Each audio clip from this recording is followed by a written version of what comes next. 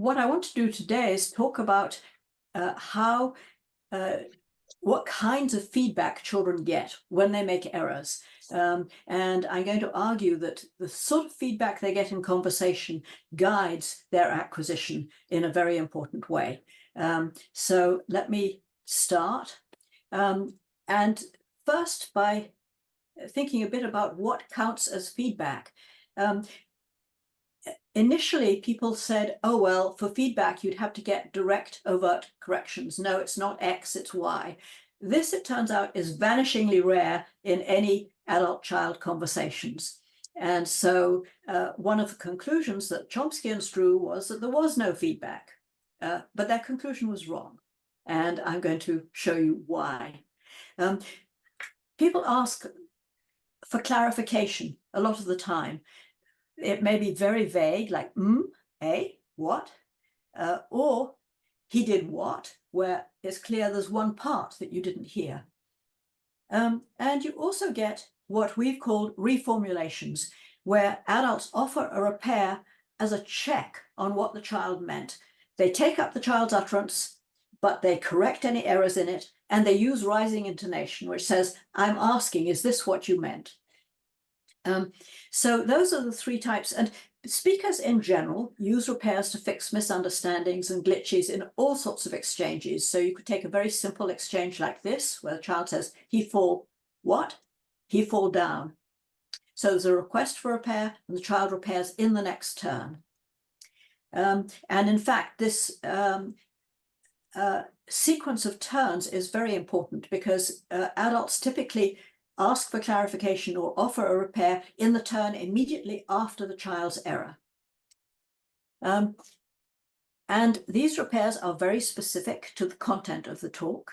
They can be unprompted, so initiated by the speaker, or they can be prompted, where someone else initiates it by requesting clarification. A linguist called Mark Dingermanser, Dutch, and his colleagues identified three universal types of initiator for prompted repairs, and they looked at a very large number of languages and found a very similar system in all of them. You have open requests, like these very vague, you get restricted requests, where, who, he did what, and you get restricted offers. He ran across the road, where the speaker is saying, is this what you said? Is this what you meant? And these, it turns out, are very frequent in adult-adult conversation. And in Dingermanser's study, he found that in recordings they had from a lot of different languages, these occurred about once every 0.14 minutes in conversation, regardless of the language being used. So this says that there is this continual interaction between speaker and addressee, and making sure that you've got the meaning that the other person intended clear. We can go back a bit further and look at a classic paper on the organization of repair that was written by Shegloff, Jefferson, and Sachs in 1977.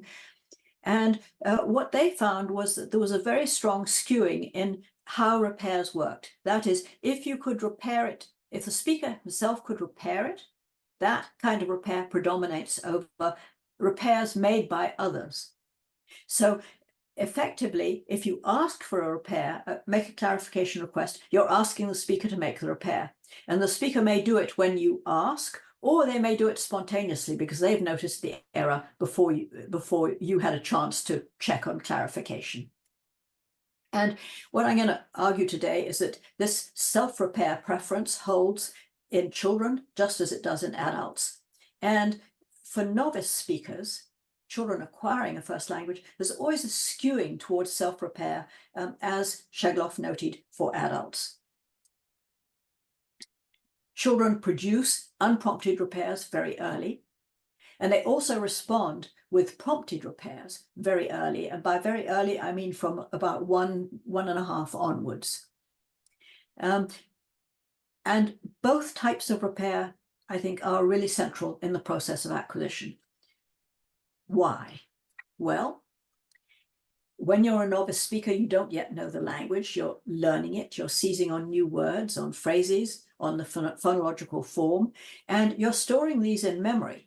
And when you've stored a form in memory that you've heard from an adult speaker, you can use it for later recognition of that same word from someone else or from the same person.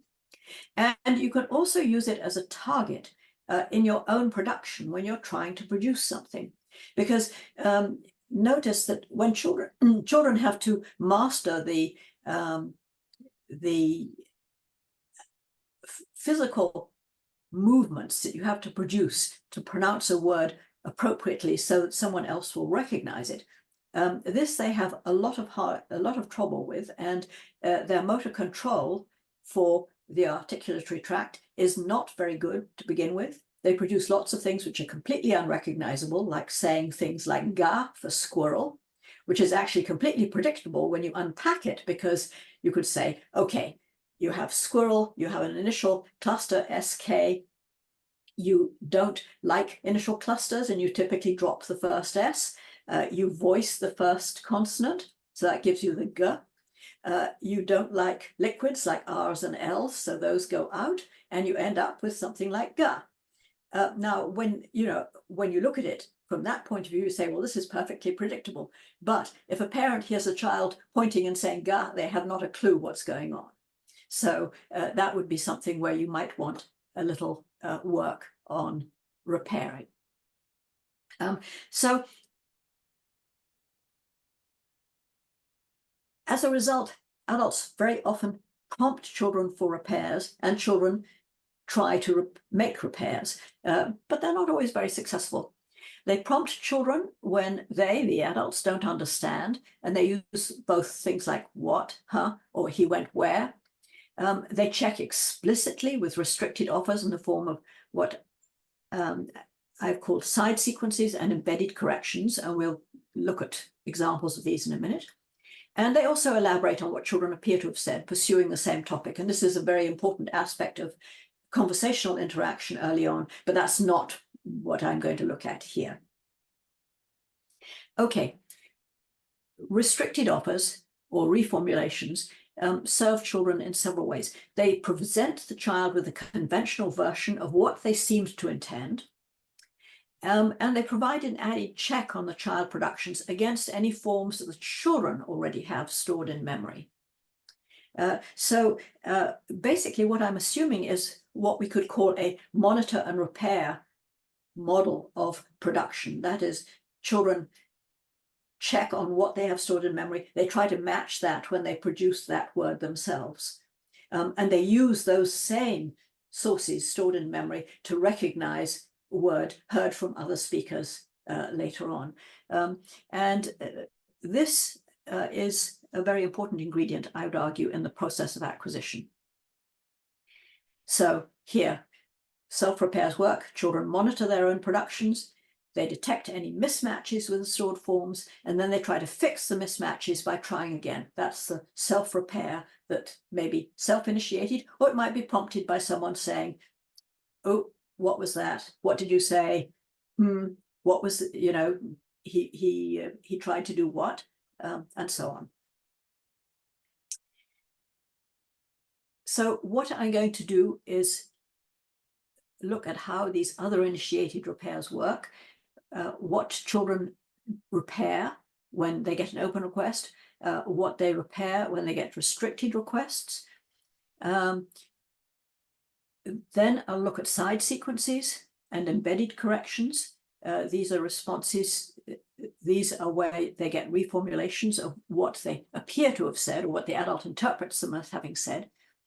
And when they reply to restricted offers, they can repeat the corrected elements.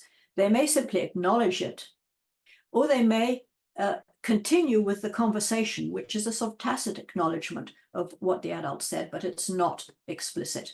The question is, but I'll come back to that. And then I'm going to end up with two brief case studies of restricted offers, one on French verb uses and a second one on Hebrew verb uses. So let me look first at unprompted, spontaneous self-repairs. What's the speaker's goal? Get the other person to understand. So the speaker's got to somehow produce recognizable words, but this is very hard for 1-year-olds. And most 2- and 3-year-olds as well. And so what they've got to be able to do is monitor for a mismatch between the adult forms they've got stored in memory and the child versions that they can produce at that stage in acquisition. And I've already done this, so I'm going to skim through. So they store adult-based versions of words in memory. There's a very nice study by Barbara Dodd from the 1980s where she recorded, I think it was 4-year-olds saying a whole list of words for a series of pictures on a big sheet of pictures that she had. She then had the children listen to another child, to listen to their own recordings and listen to the recordings from a completely strange adult who none of them had ever met. The words they recognized best were from the unfamiliar adult, and they only got about 30% of their own words and only about 30% of another child's words at that age when they heard the recordings. That is matching the recorded form back to the picture. So they're clearly storing adult-based forms, and these are the targets for children's productions. And so these are what they are monitoring when they detect mismatches and try again. Let me give you some examples. Brenda, around 1 year, 7 months, tried, for example, to produce the word fan, and she came up with 5 attempts before her mother recognized the target. So first attempt, she's looking at the electric fan. Mother says, Child tries again. Mother says, bathroom. Child tries yet again. And then the mother says, fan, yeah. And then Brenda says, cool. And the mother says, cool, yeah, fan makes you cool. And so she confirms her understanding. But notice this has taken the child 5 attempts. And if you look at, I've given you the phonetic transcription. They're not far from fan, but they're not quite the adult fan yet. Another example from Brenda is shoe. She made 6 attempts at the target word, 6 successive attempts, and here I've just given you a spelling version of them, but the mother then got it and said shoes. And basically with each attempt at the adult shoe, Brenda was adjusting her production until her mother confirms she understood by repeating the word that the child was aiming at. And one of my favorite examples from Scollon's case study here is the case of car. She made 4 attempts at the word car, 2 attempts at go, and then 9 at bus in trying to get Scollon, who was the adult here, to interpret her correctly. And so you can see her car, adult says what? Go, go. Adult, something unintelligible. And then she tried bus, which she pronounces bush, a whole lot of times. And the adult said, oh, what? Oh, bicycle, is that what you said? No, no, no, no, I got it wrong. And the adult laughed. Later, Scollon listened to this tape and realized that he could hear a bus coming up the hill from the sound of the engine outside the house, and that's what the child had been trying to get him to attend to, but he had missed that at the time. So children can be very persistent, and they do make these self-repairs or actually go to a strategy of picking different words that might work, but in this case didn't. If we look at types of spontaneous self-repair, we at one point took data from a 2-year-old between 2 and 211, a slightly older 2-year-old, that should be, that semicolon's in the wrong place. It should be 2 years, 3 months. Sorry, what should it be? That's wrong, clearly. I think it was 3, she was 3 years old. So that 2 should be deleted. Zelda, older still, going up to over 3.5. And if you look, most of the repairs from the youngest child are in phonology. Morphology is sort of a little bit repaired, not very much. Lexicon throughout, children do quite a lot of tries at picking the right word.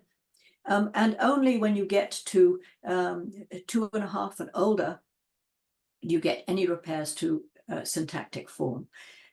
So these are self-repairs, in doing this, we didn't look at what the adults were doing or whether they were eliciting repairs at all. So these, I think, were spontaneous ones that children just produced in their own next utterance without any adult intervention. And what we found is that these self-repairs to phonology really predominated early. So you've got all sorts of things like adding final consonants. So you get cat to cat, be to bed. They adjust medial and final consonants. So babbit to backet for basket, fis for fish to fish, and runk to rug. Children, it turns out, quite often come up with a voiced nasal followed by a voiceless stop because they find it very hard to produce final voiced stops. You get vowels being adjusted. They don't wear clothes to be, to bed, and they add syllables. They also add verb inflections and get agreement for number. They correct verb forms. And they mark pronoun, gender, and case as they get older.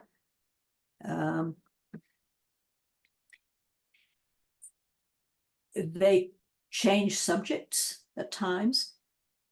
They change word order. And they add elements to their initial utterance. So they might start with all gone, and then they say frog all gone. And what you get then is added stress, typically on the new word that's being added. And they change words, say from boat to canoe, from squeak to scrape. And they start adding phrases like I mean to flag a repair quite explicitly. They also sometimes add modifiers. So these animals are all these animals. Scary, the spookiest spooky house. They fill in for pronouns. So the wheel got out. He has splinters in him, that animal. So for clarification of who he is. And if we look at the changes with age and the percent of repairs by category, what we see is this, which I gave you an abbreviated form a bit earlier. Okay. When we go to other initiated or other elicited self-repairs, we find that children adjust their utterances when they are prompted, whether they get an open request like ha or hum, whether they get a restricted request where there's only part of their utterance being queried, or whether they're given a restricted offer where they might have said the boy hitted the ball, the boy hit the ball with a rising intonation, and they can be rather opaque. So a couple of examples from Corinne, where this child, 1 year, 9 months, was positioning a puzzle piece and asking whether it fit. Assi, and she was trying to say incy, as in incy wincy spider. And mother says, huh? And he was still positioning the same piece of puzzle. Assi there? Incy there? Well, no, not quite like that. Pull it down. So his mother then gets what it is when he adds a little bit, but it's still not exactly a recognizable utterance for anyone who didn't know this child. And a few minutes later, he says, that didu, their TikTok was what he was trying to say. And the mother looks at him and at the puzzle and says, de quoi, their clock. And then he corrects clock again. The clock goes there. So she's now checking up with a full utterance. And he, in fact, just put in the piece of puzzle. So he didn't answer her, but he clearly accepted that that's what he had in mind. And adults do rely on a range of prompts. So they do use open requests.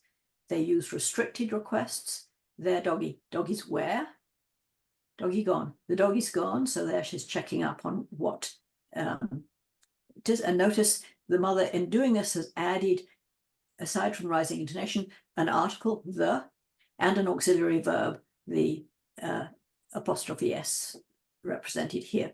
And this particular child responded to 78% of the maternal repair initiations. So this is a hefty proportion of the errors that the child was making at this stage.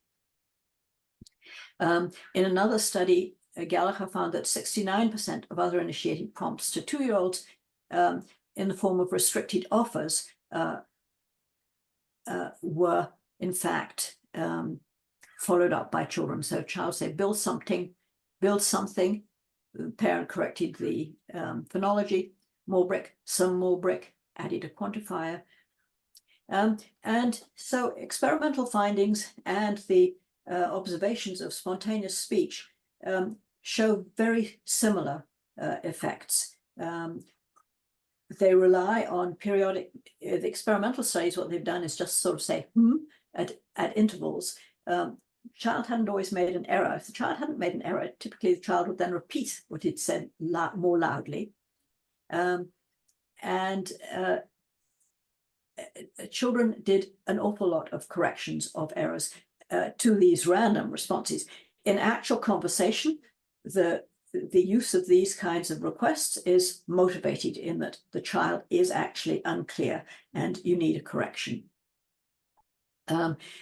So in Gallagher's study, where she just used at intervals to these children, she found that they simply repeated what they had said this amount of time at these ages, but they revised their original utterance between 70 and 80% of the time after these, and it was very rare that they gave no response at all.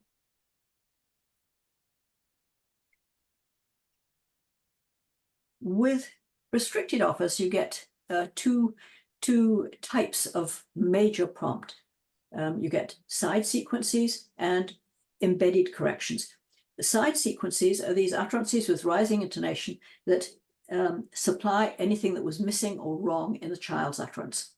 Embedded corrections simply replace a specific word while confirming the child's meaning. And this is usually on a falling intonation rather than a rising one, so this differentiates the two.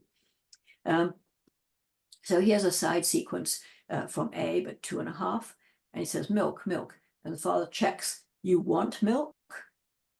And Abe says, so he acknowledges that. Okay, just a second, I'll get you some.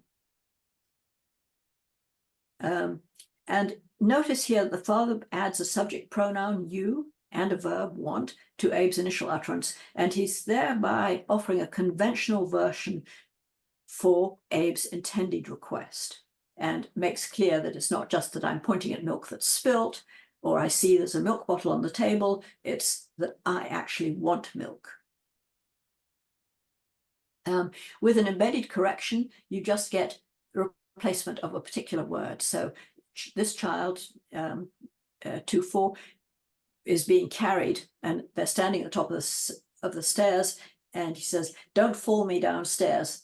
Oh, I wouldn't drop you downstairs, says father. Don't drop me downstairs. So the child has immediate uptake of the verb in that case. So the general communicative goal from the point of view of the adult, when you get these restricted offers, is to check on what meaning the child intended. So you're not trying to teach the child language, you're not aiming at correcting the child for having made an error, but you want to make sure that you've understood what they meant. And that means checking by giving the conventional forms that you would have used. And I think that this then is a really important aspect of the process of acquisition, because you're giving feedback all the time in this way. And you're giving feedback because you're trying to make what the child said comprehensible, not just to you on this occasion, but then in general, because you're giving the conventional forms that you would like the child to use. If we simply look at the percentage of errors that get reformulated in this way by age, this is looking at based on the corpora from 5 different children, 3 speaking English, 2 speaking French. And we had in these analyses, we had a total of 14,500 errors that we looked at. Utterances that we looked at, and just under 8,000 errors that we looked at. And in each case, what we had was a very detailed transcription. We looked at the child's error, and then we looked at what the adult said next, and then what the child said in any third term. So this was how we analyzed our data. When we looked at the child errors, we found that most of the errors were in the phonology, how the child pronounced the word, and in the choice of word. Less on morphology and syntax. There weren't any significant differences statistically among these different types. But we then can look at each child individually. And what we had was every time the adult reformulated what the child had said, versus the number of times where the adult simply repeated what the child said. There wasn't an error involved. These we called replays, and often they were just to ratify what the child said. And this is common in conversation with adults too, that you repeat what someone else said to ratify it. And what you see is that between 2 and 2.5, 67% of his errors were reformulated. This drops quite a bit from 2.5 to 3. 3 to 3.5 stays about the same, drops again as he gets older still. And there are fewer and fewer of these repeats of what he said conventionally, but they still occur occasionally. To give you some examples, these are taken from one of the French books. The child is talking about a truck, and he says, il a des nœuds, le camion. And he says, nœud for pneu. And the mother immediately says, oui, il a des pneus, pneu, and she pronounces it twice. And the child then repeats the word that he had mispronounced in the original. Another from, I think from the same corpus actually, tu l'as vu, you saw it. And the child says, oui, j'ai vu un lapin. And she just uses a schwa here for the indefinite article in French. And the mother corrects with heavy emphasis on that and says, oui, tu as vu un lapin. So not but un, with the nasalization. Or some errors in morphology, where the child says he falled again. Father says, okay, he fell. So he corrects the past tense, but no, he's at the boat, and they go on with what they're talking about. So it's immediate. What the point of all of these is that they are in the immediate next turn. Or here a child says baker and puts a bowl on his head. Baker, baker, you're a baker. And so the father here is just adding a pronoun, auxiliary verb, and the indefinite article.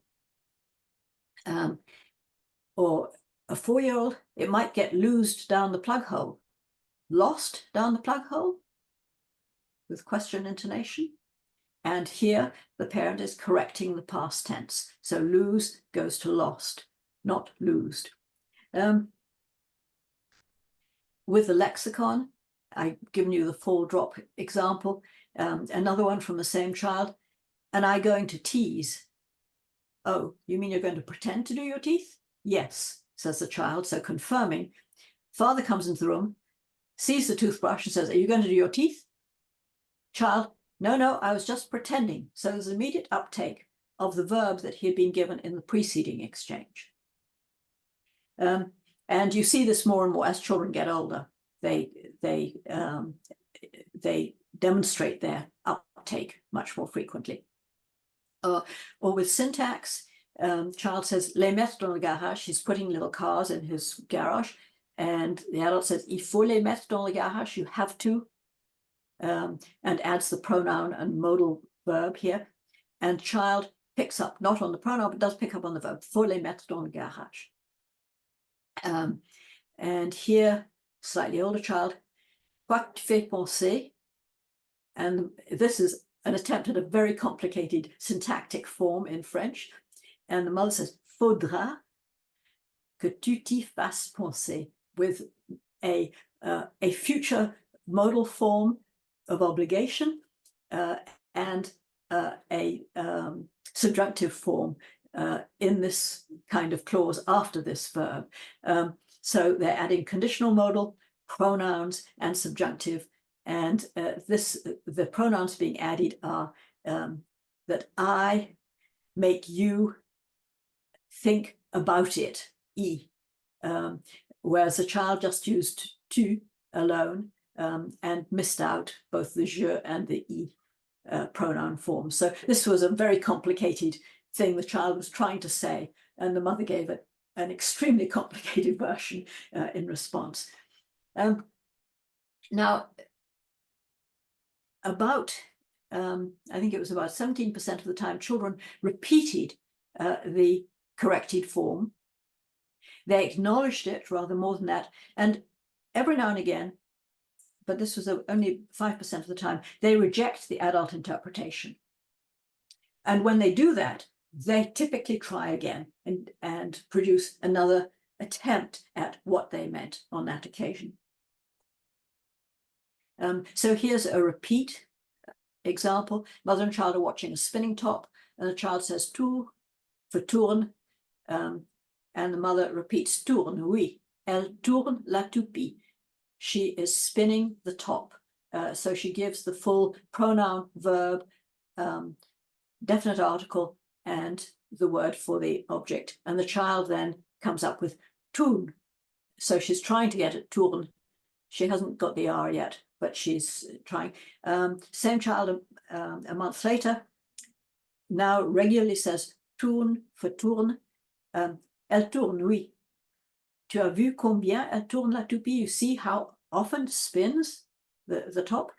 And the child then says tu, so she's gone back to her old pronunciation, but she's added a word, pi, for toupie, for spinning top.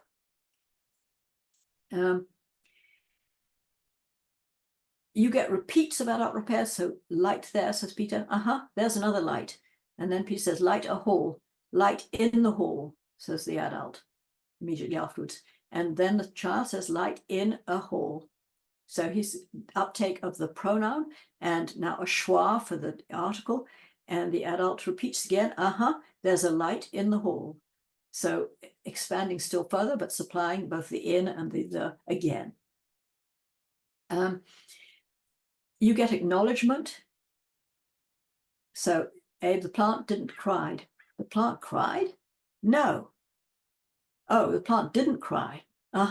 So here you get a negotiation of the child rejects the father's first interpretation, accepts the second interpretation.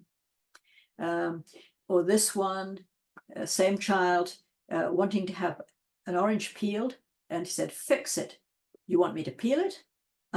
So he acknowledges it. And then in the next utterance, he says, peel it. So he's both acknowledged and then taken up the adult form. And in these kinds of side sequences, you find that 57% of adult repairs occur in side sequences for Abe, 70% for Sarah, 70% for Naomi, and then for the two French children, 73% and 62%.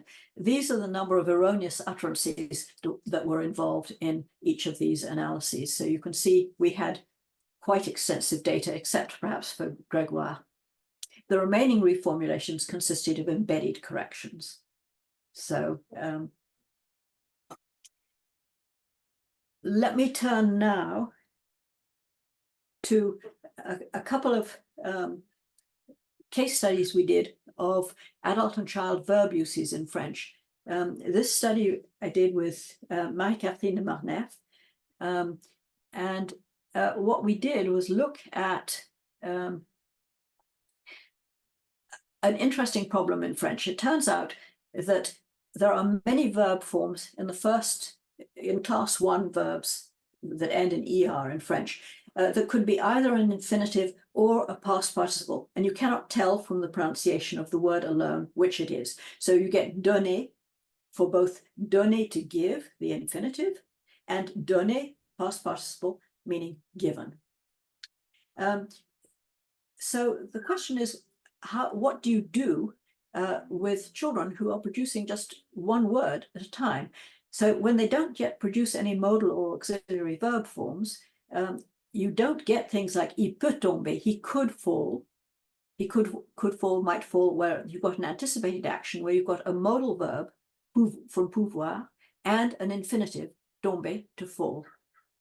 And you also have normally a third person subject, say.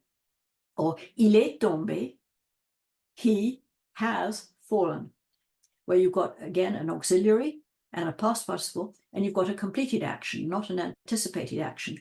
But at this stage, children, first of all, do not produce any pronouns.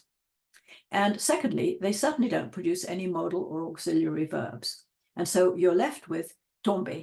And from the phonetic form alone that you hear, even if the child pronounces it perfectly, you cannot tell whether it's an infinitive or a past participle. So the question is, what do parents do when they simply hear an utterance like tomber or donner? And it turns out they take account of the timing of the child's utterances with respect to an event that appears to be anticipated or that has just occurred. And they make restricted offers in context in relation to what the event they think the child is referring to. And what they do, in their restricted offers, they add modal verbs if the event is anticipated, it hasn't yet occurred, and they add auxiliary verbs if the event is already past. So what happens? When we looked at data from a child called Camille, we looked at the percentage of adult reformulations after verb uses for anticipated versus completed events, and we found that in 65% of the anticipated events, you got the addition of a modal verb, like vouloir, to want, plus an infinitive form. You also got, the rest of the time, you tended to get a present tense, and you can use a present tense for anticipating the future in French if it's immediate future. So children are being given a model of how you talk about some event that you're anticipating. But most striking, perhaps, is that in 97% of the cases where you had an event that had just occurred, they again supply an auxiliary verb and the past participle. Same pattern, perhaps not quite as strongly skewed for adults talking to Gaël. With anticipated events, they either add a modal with tomber, or they use the present tense. And for the majority of the immediately past events, they again add the auxiliary and the past to a past participle. These adult offers provide, we could say, negative feedback with their repair of the omissions the children have made, the auxiliary and modal verb forms, and at the same time, they're offering positive evidence for how to express those meanings. And now you can see that for the process of acquisition, this is the important step, that they're both flagging what's an erroneous form and offering a better version that will help the child. We did a somewhat similar thing in a study of Hebrew, where we looked at all the early verb uses in Hebrew, and 1- and 2-year-olds produce a variety of verb forms. Some of them are transparent, but only a few of them between age 1 and 1.5, say, where you can identify what target they have, but it may be mispronounced. And an awful lot are completely opaque. They truncate the verb forms based on the infinitive. So from le'echol, they might just use chol for eat. So you've got to figure out that chol was the last syllable of this infinitive form in order to figure out what the child is trying to say. They omit inflections and derivational affixes all the time. So where the adult says, what are you doing? Child uses pes, climb. And what the child should have said was metapes.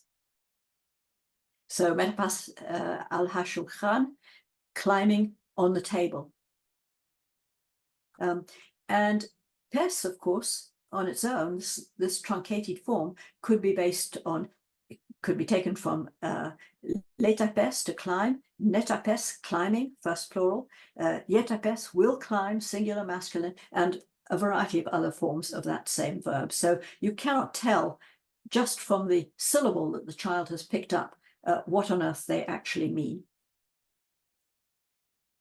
And you also get unanalyzed verb forms in children's speech. So here, child uses masat, found, second singular, feminine.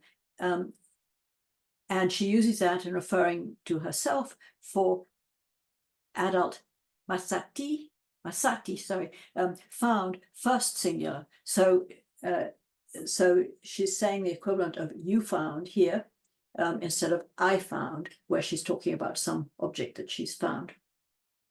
Or Li at 1.7 said bocha is crying, third singular feminine, but she says it when she's talking to her baby brother, where she should have been using the third singular masculine form, boche. So these are really opaque, and one of the things we found was that adults reformulate such forms very frequently in the next turn, using the same verb lexeme in their restricted offer. And so you get tach, and the adult uses liftoach. What are you doing? To open. Are you opening it? So this is taken from the infinitive to open. Or here, where the child uses just acum instead of lacum.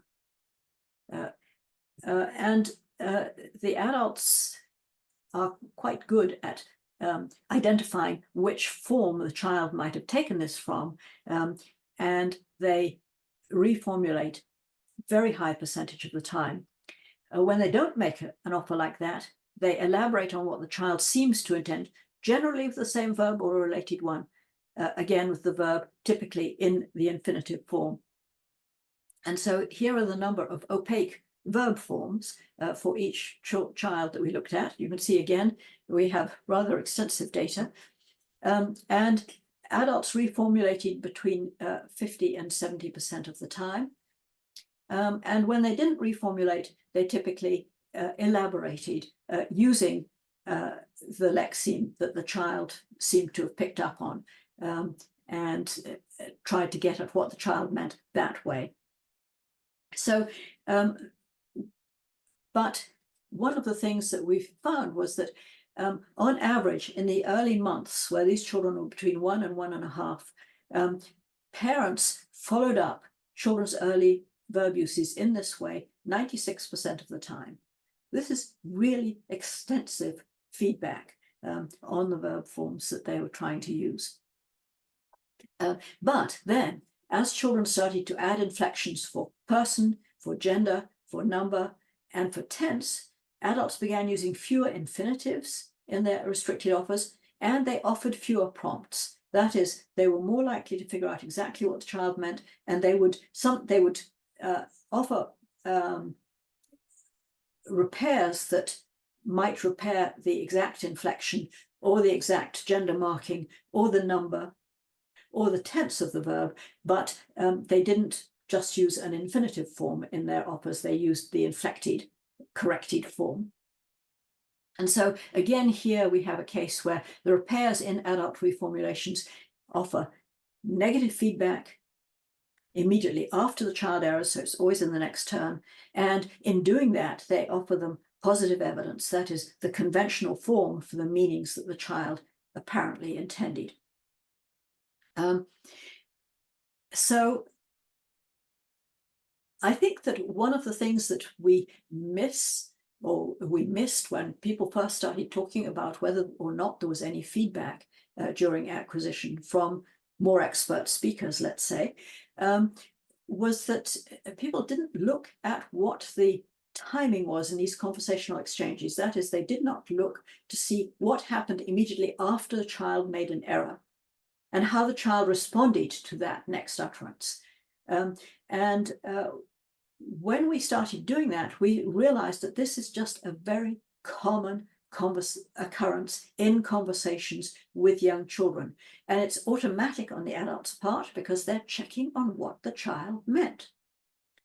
It's nothing to do with teaching or coaching or anything like that. It is simply part of natural interaction as you're carrying on a conversation with a speaker who is a novice, sometimes a novice who has really very, very imperfect knowledge of the system that they're trying to use. And so these sorts of repairs in conversation are a really important resource as children master the forms and constructions in their first language. We've looked mainly at English and French. Done a little work on Hebrew with this postdoc, Lyle Lustingman. But I suspect that at least in Western type societies, we're going to find that this kind of conversational interaction with children is very extensive. The question is what happens in other communities where you don't talk to children as much, or at least people claim you don't talk to children as much. And that, I think, is something we still have to establish. But the ingredients here are, first of all, there is self-monitoring by children. Children do monitor their own speech, and they do it in relation to what they've already got represented in memory. And the forms that they represent in memory allow them to recognize familiar words from other speakers, and later on to use those words that they have when they retrieve forms as targets for production. They monitor their own speech from at least early on in the second year, so from age 1 onwards, and they initiate spontaneous repairs, and they show this preference for self-repair after a request for clarification or after they've noticed they've made an error themselves, in a way that is completely analogous to what adults do. They attend to requests for repair, and when they hear even these indeterminate ones like what, they respond with a repair or an attempted repair. Doesn't always work, but they can be very persistent in trying to do this. These prompted self-repairs emerge at the same time as their spontaneous, unprompted ones, again, very soon after age 1. And with adult reformulations, children respond in the next turn, often taking up the repairs offered there. If they don't take them up directly, they acknowledge them, and very occasionally, if the interpretation is wrong, they reject them. So this suggests that children, in fact, are very attentive to what happens in each turn as they're going through any conversational exchange. And as I said, they simultaneously present children with both negative feedback on whatever error they've made and positive evidence about how to express that meaning when you get rid of the error. So this, I wanted to argue, is a very important resource in the process of language acquisition. And it's in part because children monitor their own productions for mismatches, and when they find them, they try to repair them. So when they hear a mismatch from someone else as a speaker, they also will try to make that repair. And presumably at a certain point, they have enough instances accumulated that they can change what they're doing in production, so that their production starts to regularly match what they've got stored in memory. I think this is something we don't know how much feedback of this type children need to change their representations. But one of the things it does tell us is that what they've got represented for recognizing what other speakers have said is different from what they are doing when they try to produce a word, say, themselves. And that the representations for comprehension and for production are in fact different. They need to get aligned so that when you try to produce something that you can understand, you produce something that other people will understand in the way you intend. But of course, there are lots of words we have represented in memory that we never try to say. So there's always going to be a mismatch with comprehension being more extensive than what we actually produce. The best examples perhaps of that are if you think about your familiarity with different dialects of English, let's say, or of French. You may be perfectly happy listening to different dialects and understand them very well, but you yourself probably only produce one of those dialects. As a child, I lived in northern France. When I went to university, I went to southern France. I couldn't possibly speak with a Provençal accent. I understand it very well.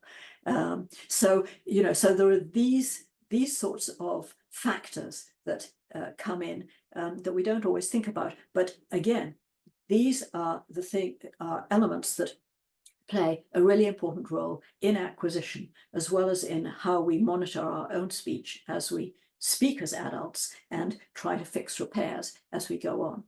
So children respond to open requests. They take up forms that have been repaired explicitly by others. They repeat the repair, they acknowledge it, they continue on topic. They repair errors in many different aspects of language, in phonology very early, in morphology as they start acquiring the inflectional systems, in syntax by changing word order, subject choice, explicating what subject they actually had in mind, and in their word choices. But of course, building up a vocabulary takes a lot of time, and consistently producing the right words for what you're trying to say takes quite extensive lexical knowledge. And this is something that we can see expanding, but children start to repair word choices from very early.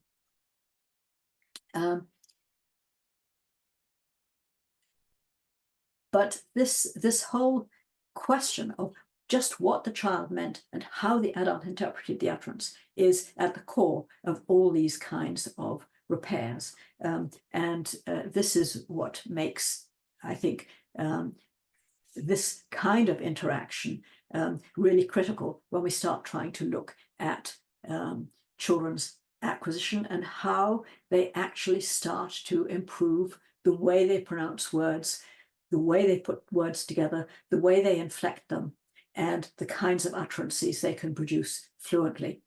And basically, I think Roger Brown had it right when some 50 years ago, he conjectured that the changes produced in sentences as they move between persons in discourse may be the richest data for the discovery of grammar. So with that, I am done.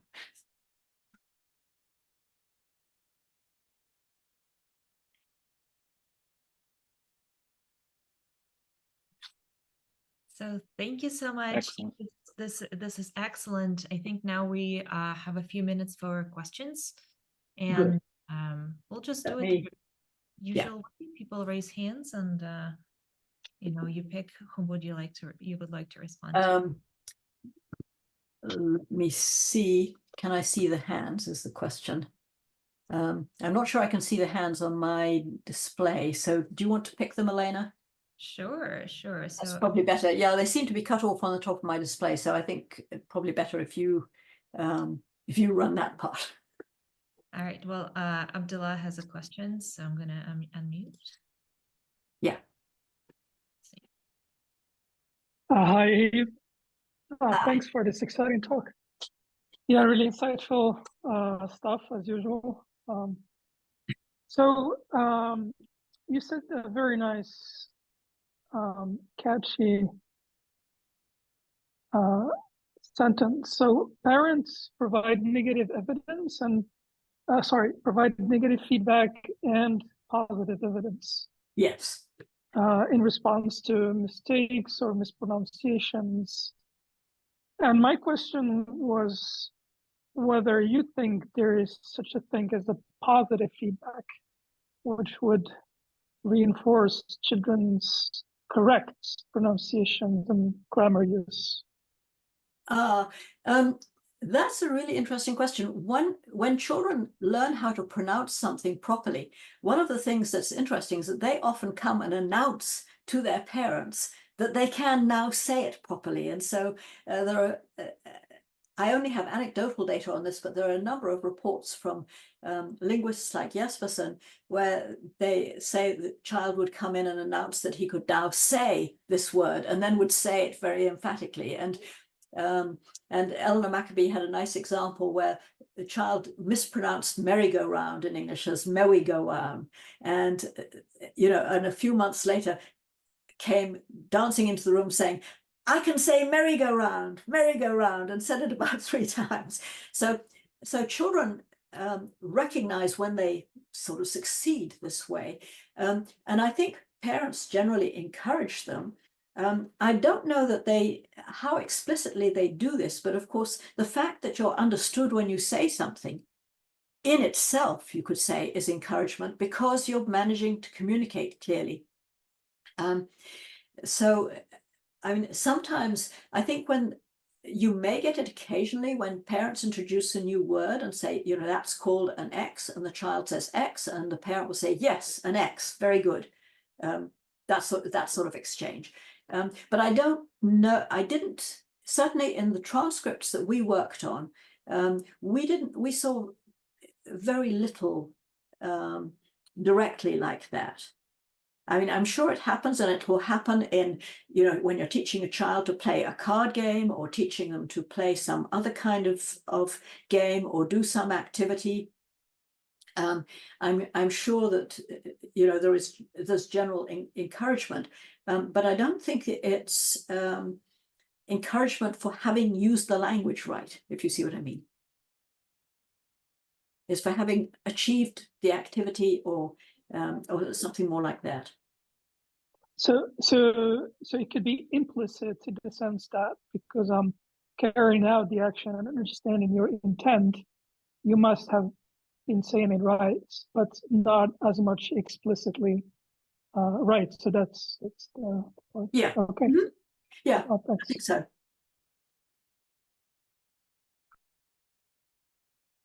All right. So we also have a question from Alia. Yeah.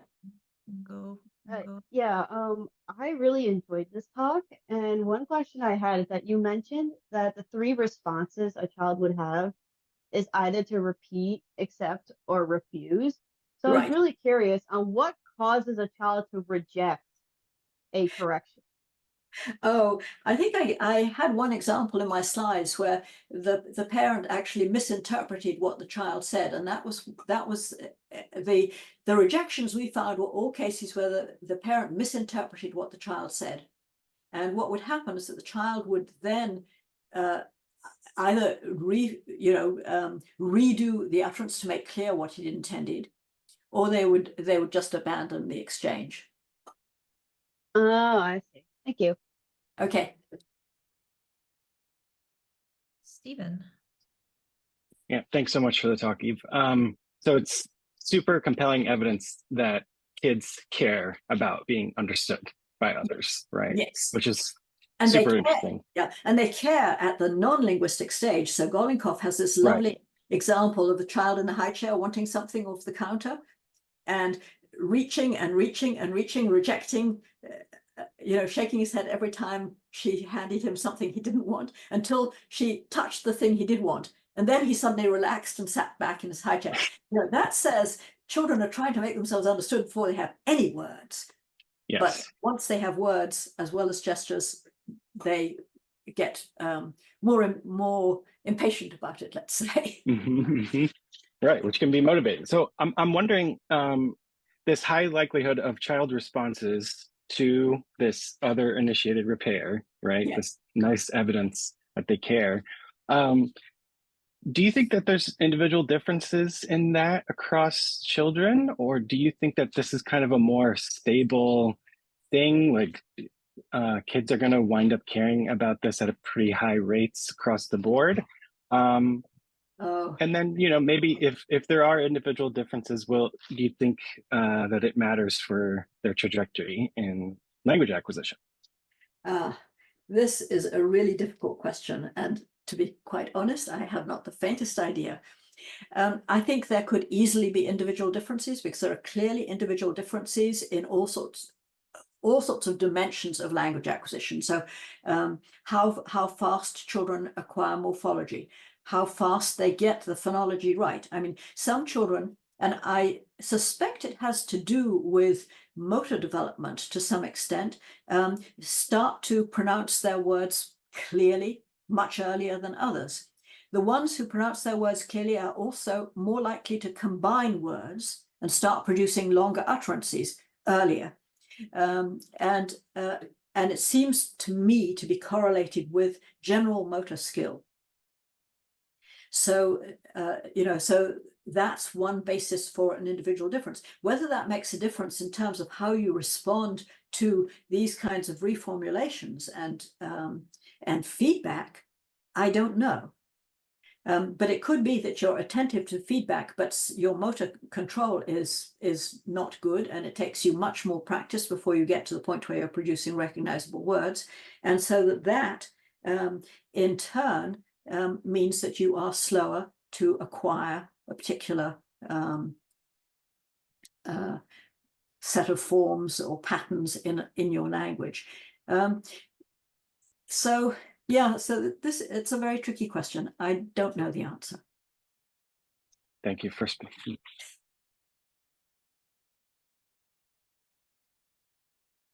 Can I ask a question, Elena? Yeah, you can, and then we have I could put up my hand. I lost my hand. Okay. Okay. Thank you. What a great talk. I am passionate about moment to moment learning. This is actually real-time learning, right? Yes, it's not, it's like you're seeing it in that moment. It's fantastic.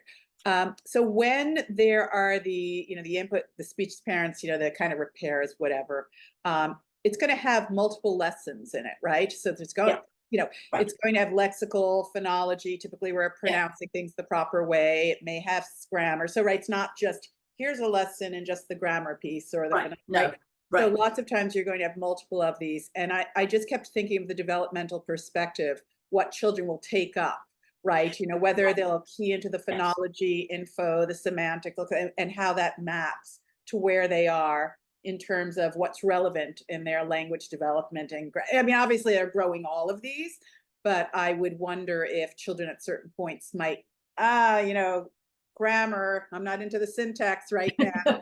Let me get the pronunciation, or so I wonder if there's a development. This is why I think there's actually a sort of décalage over age. As you look at the repairs from 1-year-olds are mainly to phonology. When you get repairs from 3-year-olds, they are beginning to make repairs to syntax, to word order, to whether they use a subject or not, and so on. So I think there are changes of that sort over age, but they may be hard to track in the sense that children will pick up phrases, they'll pick up short utterances, they'll pick up routines in particular contexts, which blur that distinction. So they may have a routine that they know by heart, which sounds very adult-like, but next minute they're producing a verb with all its inflections missing. And so you just don't, I think you have to look at a very extensive data set for any one child over time to establish that. Yes, yes. No, really, thank you. Great work. Thank you. No, Nara Yuri. Thank you, Eve, for this really informative talk. You convinced us that children from the beginning basically are very interactive learners, and I just wonder whether, in the rare occasion that it would come up, do you have any indications that when they find themselves in the rare position that they could be teachers, would they actually volunteer doing it? So if another child is using a construction that they recognize they have the correct form, and that's not what the other is using. And because of the age, maybe they're a bit older, or they can actually figure that they know the right one. Would they actively correct the other one? I have a few observations of this in that I kept a very detailed diary study of my son's language development from very early until he was about 6. And one time we were down at the beach with some family friends, and I think my son then was probably 5, and the child he was playing with was 5, and there was a younger sister who was 2.5. And at a certain point, she said something, and both the older children corrected her immediately and went on with their play. So I think there is sometimes that sort of correction from older children, but I don't know how often it happens, and I don't know how much older children actually have real conversational interactions with much younger children. So I think that, you know, that's where we really don't know. And this is something which is hard to observe, because as soon as an adult's on the scene, then they become part of the interaction. And what you want is observations of the interactions, say, among 8-year-olds and 3-year-olds, to look for something like that. So I don't know. I think, you know, some children like things to be very neat and tidy and exact, and others don't care. That may be an element in whether this happens or not. But I don't think I can answer you, Julie. Thank you. Okay, so anyone else who has questions, please just start in. Okay. Actually, could I ask Michael Chan, yes? Yes, yeah. So at least one of the things that you were saying is that, like, when it comes to language acquisition, it's very, very, very much focused on meaning and kind of making sure that both speakers are really understood in that interaction. Yes. And so especially with kids, like they're really just trying to, when they're repeating things, it's because they're trying to understand, or they're trying to be understood in a lot of ways. Mm-hmm. And so Right.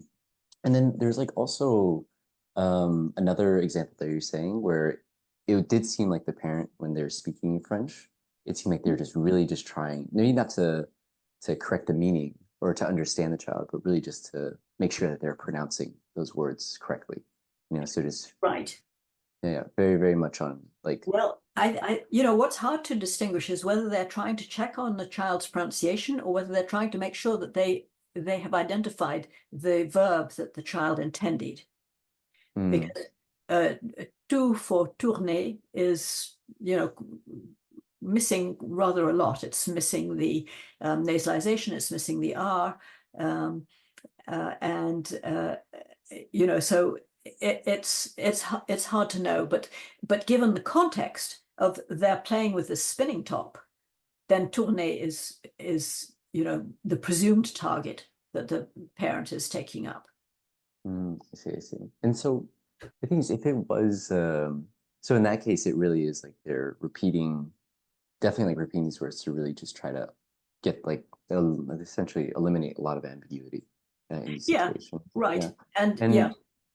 Yeah, actually, so the thing is though, I feel like nowadays, especially when it comes to, especially like, let's say, children who have like ASD or like all these other, let's say, language delays, there is a very, very intentional effort for parents to really focus on maybe not just the meaning, but then also just, you know, pronouncing words correctly and, you know, having correct grammar structure. So I guess one of my questions is, do you think there's any, I guess, consequences to parents kind of focusing a bit more on, let's say, or kind of emphasizing more like concretely learning the language, you know, directly learning the language, yeah, rather than just like this natural form correcting meaning?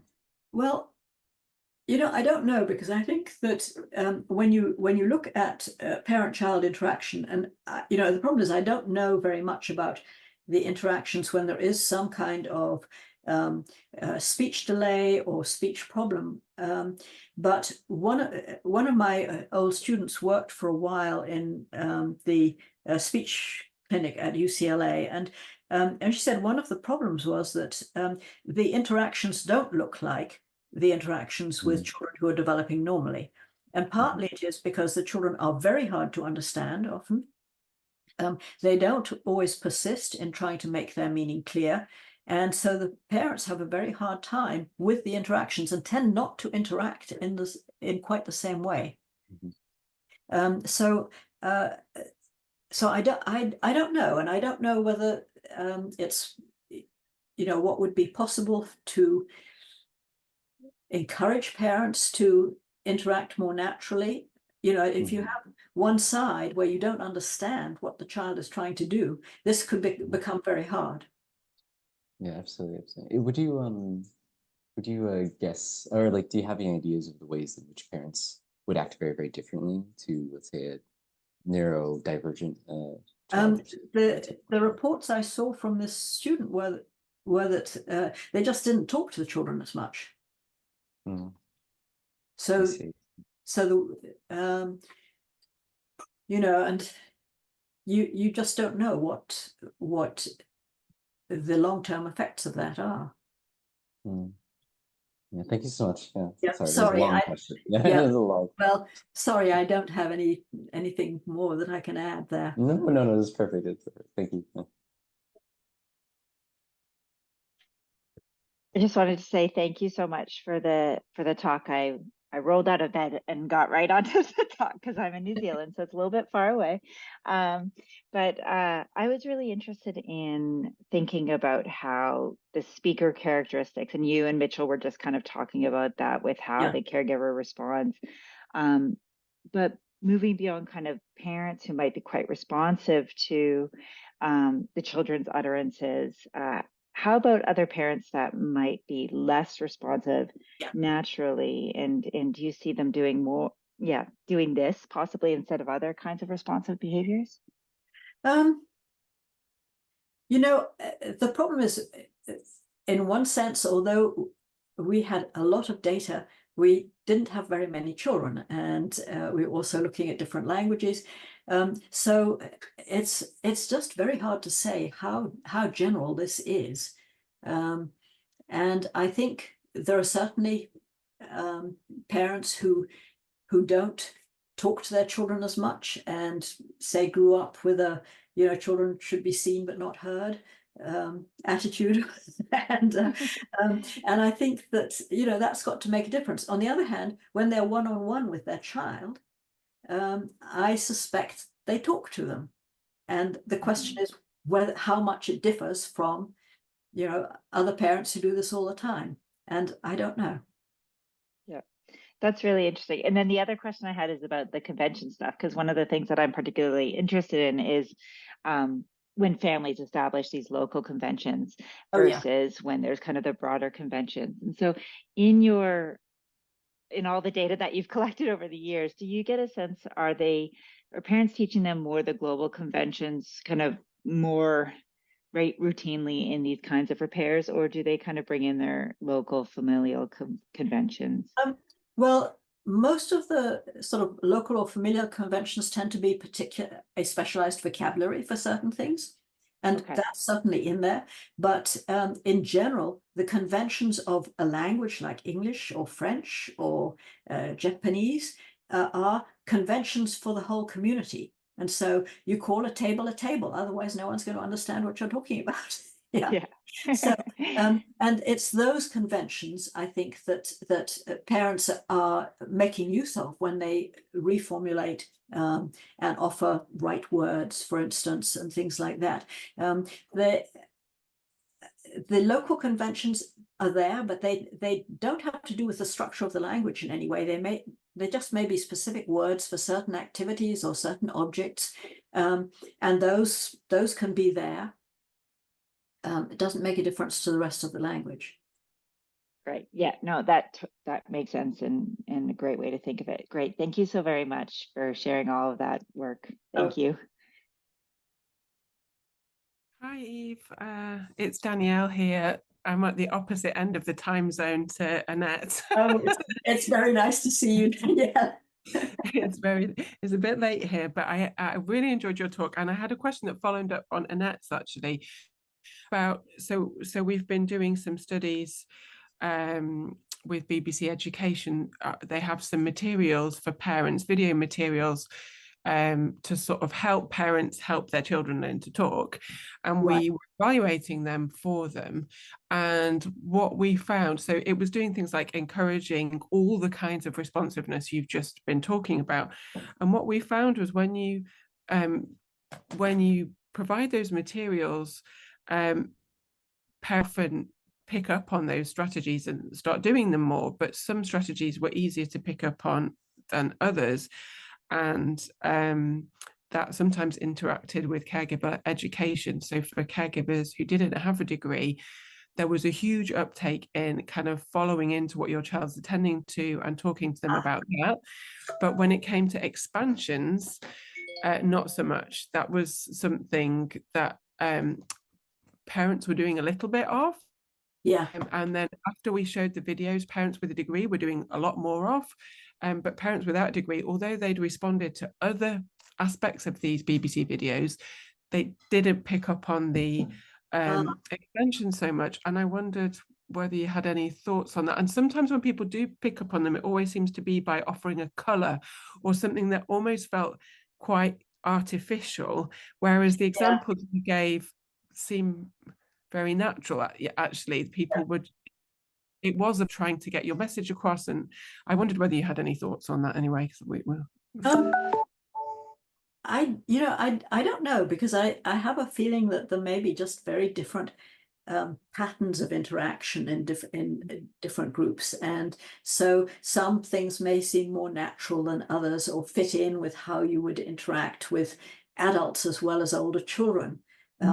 They're just they're sort of downsized for interacting with younger children who know much less about the language, and so I'm not sure. I don't know whether just exposing parents to it, or showing them videos of particular kinds of interactions might help there. I think that's what we need. We need videos of the interactions of the kind that you've just been discussing. Yeah, right. There was a reason for it and it was spontaneous, rather than, I think when you try to give the example of an expansion, you think, oh, that, a dog, yeah, that's a happy dog, isn't it? Or that's a big spotty dog, or I don't know, they sometimes see a bit forced somehow or gratuitous. But actually the examples you gave aren't forced in that way. I mean, they can be pedagogical still, but they're not necessarily forced. I don't really know how to characterize it, but maybe that's what we need more of. They're quite hard to come across. Right. I was going to say the difficult part of finding them, and it could be that, I mean, there's quite a lot of video stuff now in Childless that it could be you could find little clips of interaction where there is a repair and child takes it up, and that, or expansions on something. So one of the things we did at one point was use a picture book task where we had the parent come in and we had one word written at the top of the page. And we said to the parent, we'd like you to talk about this picture and use that word if you can. Yeah. What we found was that there were then all sorts of expansions, they got the child to talk about the picture, they talked about it, they expanded on it, they would use the word, and they would also go into things like, do you remember when we climbed up that cliff? Do you remember when we went to the beach? Do you remember? And the child sometimes would, sometimes wouldn't, but then they would have something they could expand on. I can send you this paper actually. Yes, please. Yes. Great. Yeah, thank you. That would be wonderful. Thanks very much. You're welcome. Very nice to see you. Yeah, and you too. Okay, I have to go now because it's dinner time here. But bye-bye. Bye-bye. And thank you so much. This talk was amazing, and I'm super glad that I was able to stop by. But I hope you have a good day. Thank you. Okay. All right. Bye-bye. Okay. I think we should just end this unless anyone else has anything. Okay, let us end this meeting then, and thank you again.